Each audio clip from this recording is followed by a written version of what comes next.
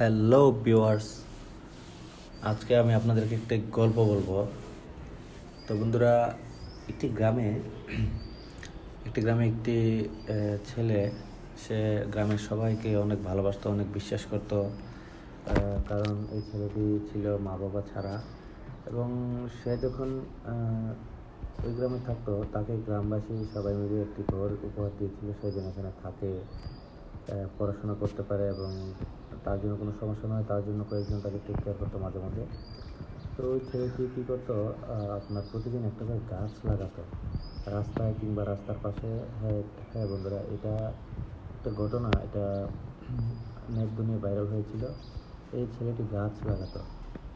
তো একদিন বন্ধুরা, এমন হয়েছে যে পুরো গ্রামে অনেক বেশি ঝড় তুফান হয়েছিল বন্ধুরা। তো ঝড় তুফানে এই ছেলেটি যতগুলো জায়গাতে গাছ লাগিয়েছিল, ওই জায়গায় কোথাও কেউ তেমন একটা বেশি ক্ষতিগ্রস্ত হয়েছিল না। বড় বড় গাছ ছিল, যার কারণে তাদের ঘরবাড়ি বেঁচে গিয়েছিল। এবং যেদিকে ফাঁকা জায়গা কিংবা পরিত্যক্ত ছিল, ওগুলা সব ভেঙে গেছে, উড়ে গেছে। তো যার কারণে এই ছেলেটিকে সবাই মানে খুব বেশি খুশি হয়ে তাকে আবার উপহার দিয়েছে, কারণ এই ছেলেটির কারণেই অনেকগুলো ঘরবাড়ি বেঁচে গিয়েছিল বন্ধুরা। তো এই জন্য আমিও বলবো, আপনারা গাছ লাগান, পরিবেশ বাঁচান। গাছ সবসময় মানুষের উপকার করে।